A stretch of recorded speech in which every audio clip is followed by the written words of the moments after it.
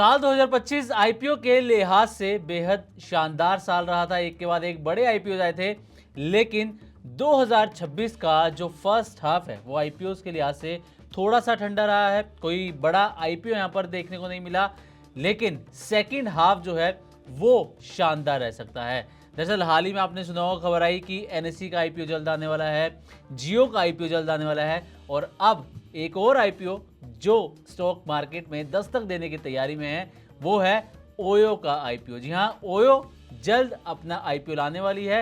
Updated DRHP जो है वो कंपनी की तरफ से फाइल कर दिया गया है।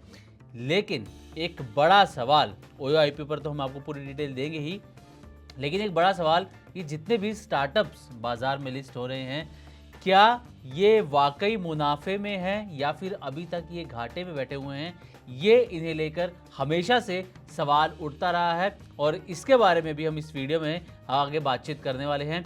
आगे हम ओयो आईपीओ की डिटेल के साथ साथ ओयो के कारोबार के बारे में बताएंगे, ओयो की कमाई कितनी तेजी से बढ़ रही है ये भी आपको बताएंगे। लेकिन साथ ही जो नए स्टार्टअप्स जो हाल ही में लिस्ट हुए हैं, चाहे हम लेंसकार्ट की बात करें, ग्रो की बात करें, मीशो की बात करें, स्विगी की बात करें, अर्बन कंपनी की बात करें, क्या ये मुनाफे में हैं या फिर घाटे में चल रहे हैं? तो क्या हाल है इन स्टार्टअप्स का जो हाल ही में लिस्ट हुए हैं, इसके बारे में भी डिटेल में बातचीत करेंगे। तो पहले ओयो के आईपीओ पर बातचीत कर लेते हैं।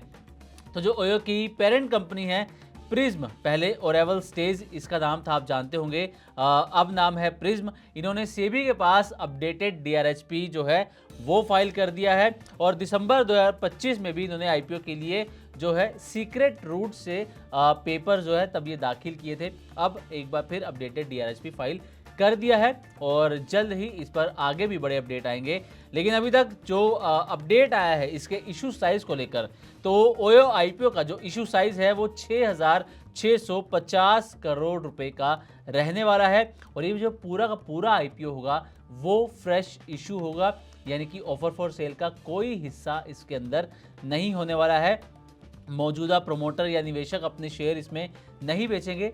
जो पूरी रकम होगी वो सीधे कंपनी के पास यहां पर आने वाली है, 6,650 करोड़ रुपए। अब इस पैसे का इस्तेमाल कहाँ होगा, इस फंड का इस्तेमाल कहाँ होगा? तो जो जानकारी सामने आई है उसके मुताबिक 4,987 करोड़ रुपए से जो है प्रिज्म या कहें कि ओयो वो अपना पुराना कर्ज यहां पर चुकाती हुई नजर आएगी, और जो बाकी बची हुई रकम होगी उसका इस्तेमाल जो है अपने बिजनेस के एक्सपेंशन में होगा, और जो बाकी कॉरपोरेट ज़रूरतें होंगी उसके लिए बाकी फंड का यहां पर इस्तेमाल किया जाना है। इसके साथ ही आईपीओ के साथ ही आईपीओ से जो पहले है वो कंपनी 1330 करोड़ रुपए तक का प्री आईपीओ प्लेसमेंट भी कर सकती है, ऐसी अभी तक जानकारी सामने आ रही है। तो ये ओयो के आईपीओ की डिटेल होगी। हालांकि अभी तक इसका जो है प्राइस बैंड या फाइनल डेट अभी तक सामने नहीं आई है। फिलहाल इसके ओयो के कारोबार की अगर बात करें तो पहले भारत में कारोबार जान लेते हैं, और उसके बाद आपको बताएंगे कि ओयो की जो कमाई होती है, जो प्रिज्म की कमाई होती है, वो भारत से कहीं ज़्यादा विदेशों से आ रही है। तो पहले भारत में कारोबार जान लेते हैं ओयो का। मार्च 2025 में ओयो के पास 1053 होटल्स थे, जो कि दिसंबर 2025 तक बढ़कर 1573 हो गए, और होटल से जो जीबीवी है वो बढ़कर 1346 करोड़ रुपए पर पहुंच गया, जो पिछले साल का वित्त वर्ष था उसमें 818 करोड़ रुपए के आसपास था। तो यहाँ पर देखिए भारतीय कारोबार भी इसका तेजी से बढ़ रहा है, लेकिन भारत से भी ज़्यादा जो ओयो का डंका है वो विदेशों में है। कैसे है ये भी आपको बताते हैं।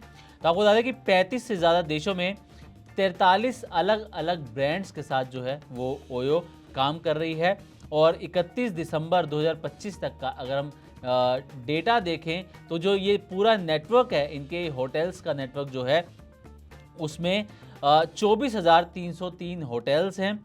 इसके अलावा 1,24,668 होम्स हैं, जिसे होम स्टे भी हम कह सकते हैं, और साथ ही 1,44,583 बाकी लिस्टिंग भी शामिल हैं। अब भारत में 14,937 स्टोर फ्रंट भी इसमें शामिल हैं। लेकिन जो सबसे बड़ी कमाई जो आ रही है, सबसे बड़ी जो ग्रोथ आ रही है, वो आ रही है अमेरिकी बाजार से। अमेरिका में हाल ही में जो है G6 हॉस्पिटैलिटी का भी इन्होंने मालिकाना हक खरीदा है, ओयो ने या कहें कि प्रिज्म ने। और जो यूएस से है वो इनकी कमाई का एक बड़ा हिस्सा आ रहा है और वहाँ से जो है सबसे ज़्यादा ग्रोथ यहाँ मानी जा रही है ओयो की या प्रिज्म की। इसी के साथ अगर यूरोपियन मार्केट की बात करें तो यूरोप के अंदर मार्च 2025 में 2,08,901 प्रॉपर्टीज़ थी इनके पास, जो कि दिसंबर 2025 तक बढ़कर 2,69,251 हो गई। और अब आपको बता दें कि ओयो का जो टोटल रेवेन्यू आता है उसमें से 84% जो हिस्सा है वो भारत के बाहर से आता है। बाकी बची जो कमाई जो रेवेन्यू है वो भारत में है। 84% रेवेन्यू भारत के बाहर से आ रहा है। अब इसकी कमाई की भी बात कर लेते हैं। जैसा कि हमने शुरुआत में आपको बताया कि कमाई जो है वो ओयो की तेजी से बढ़ती हुई यहाँ पर नजर आ रही है। तो अप्रैल से दिसंबर 2025 में यानी कि FY26 के शुरुआती 9 महीनों की यहाँ पर बात करें तो जो टोटल कमाई थी वो 6,941 करोड़ रुपए पर पहुंच गई। जबकि पूरे FY25 की बात करें तो पूरे FY25 में कमाई थी 6,259 करोड़ रुपए, यानी कि पूरे FY25 के मुकाबले FY26 के सिर्फ शुरुआती 9 महीने में ही कमाई जो है बढ़ चुकी थी इनकी। इसी के साथ अप्रैल से दिसंबर 2025 में नेट प्रॉफिट बढ़कर 748 करोड़ रुपए पहुंच गया, जबकि FY25 के अंदर जो नेट प्रॉफिट था वो महज 245 करोड़ रुपए था। तो यहाँ पर भी आप देख सकते हैं कि कितने फोल्ड्स का जंप इन्हें मिलता हुआ नजर आया है नेट प्रॉफिट के अंदर। तो अब ये हो गई ओयो के आईपीओ की पूरी डिटेल, ओयो के कारोबार की पूरी डिटेल, ओयो की कमाई, रेवेन्यू सब आपके सामने हमने यहाँ पर रख दिया। अब एक बड़ा सवाल जो शुरुआत में हमने जिक्र किया था कि जो नए स्टार्टअप्स बाजार के अंदर लिस्ट हो रहे हैं, क्या वाकई वो प्रॉफिट में हैं या फिर नहीं है, किस तरीके से कारोबार कर रहे हैं। तो एक एक करके आपके सामने कुछ 4 से 5 कंपनीज आपके सामने रखते हैं। पहले लेंसकार्ट की अगर हम यहाँ पर बात करें तो हाल ही में लेंसकार्ट जो है वो लिस्ट हुई है कुछ ही महीने पहले। इसके रेवेन्यू की बात करें तो रेवेन्यू में इसके ईयर ऑन ईयर बेसिस के अंदर 45.7% का जो है ग्रोथ देखने को मिली है और रेवेन्यू बढ़कर 2,516 करोड़ रुपए हो चुका है लेंसकार्ट का। और ये जो कंपनी है वो फिलहाल प्रॉफिट में है। इसका नेट प्रॉफिट 204 करोड़ रुपए है Q4 FY26 के अंदर। ये हम Q4 FY26 के आपको नतीजे बता रहे हैं। Q4 FY26 में नेट प्रॉफिट 204 करोड़ रहा। हालांकि अगर पिछले साल की समान तिमाही में देखें यानी कि FY25 की मार्च क्वार्टर के मुकाबले देखें तो इसमें 7 से 9% की एक मामूली सी गिरावट यहाँ पर देखने को मिली है। वैसे ओवरऑल देखा जाए तो लेंसकार्ट जो है वो इस वक्त प्रॉफिट में है। अब बात करते हैं अर्बन कंपनी की। अर्बन कंपनी भी आप जानते हैं हाल ही में लिस्ट हुई है। तो इसके रेवेन्यू की बात करें तो ईयर ऑन ईयर बेसिस पे इसका जो रेवेन्यू है 42% तक बढ़ता हुआ नजर आया है और ये 425 करोड़ रुपए के आसपास पहुंच गया है। लेकिन कंपनी जो है फिलहाल घाटे के अंदर है, घाटे में कामकाज कर रही है। इसका जो नेट लॉस है वो उसकी अगर बात करें तो नेट लॉस बढ़कर 161 करोड़ रुपए के आसपास पहुंच गया है और Q4 FY25 में ये जो घाटा था वो 2.84 करोड़ के आसपास का था। यानी कि इसका जो नेट लॉस है वो यहाँ पर हमें तेजी से बढ़ता हुआ नजर आ रहा है अर्बन कंपनी का, यानी कि घाटे में है। ग्रो की बात कर लेते हैं तो ग्रो का revenue year on year basis पे 88% बढ़ा है, 1505 करोड़ रुपए पर पहुंच गया है। नेट प्रॉफिट इसका ईयर ऑन ईयर बेसिस पे आप देखिए कि 122% की ग्रोथ इसके अंदर यहाँ पर देखने को मिल रही है। 686 करोड़ ये हो चुका है, यानी कि ग्रो जो है वो इस वक्त प्रॉफिट के साथ कारोबार करती हुई नजर आ रही है। मीशो की बात कर लेते हैं। मीशो भी आप जानते हैं हाल ही में लिस्ट हुई है। रेवेन्यू बढ़ा है ईयर ऑन ईयर बेसिस पे 47% बढ़ा है, 3,531 करोड़ रुपए रहा है।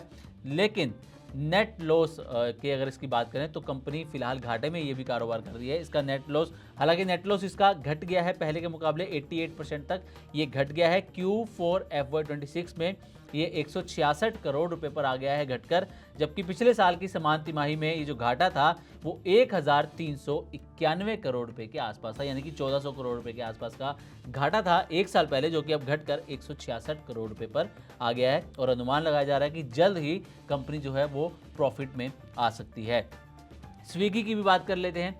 स्विगी की अगर रेवेन्यू की बात करें तो ईयर ऑन ईयर बेसिस पे 45% की ग्रोथ इसके अंदर देखने को मिली है। 6,383 करोड़ रुपए ये रहा है। लेकिन कंपनी अभी भी घाटे में कारोबार कर रही है। हालांकि इसका भी नेट लॉस घटा है और नेट लॉस घटकर 800 करोड़ रुपए के आसपास आ गया है, जो कि एक साल पहले 1081 करोड़ रुपए के आसपास था। तो ये कुछ स्टार्टअप्स हमने आपके सामने रखे जो हाल ही में बाजार में लिस्ट हुए हैं और वो किस तरीके से कारोबार कर रहे हैं और कितने घाटे में हैं और कितने मुनाफे में हैं, ये भी हमने डिटेल आपके सामने यहाँ पर रख दी। तो उम्मीद करते हैं कि हमारी तरफ से दी गई जानकारी आपको अच्छी लगी होगी। इसी तरह की और भी वीडियोस के लिए देखते रहे मनी 9 और सब्सक्राइब करें हमारे यूट्यूब चैनल।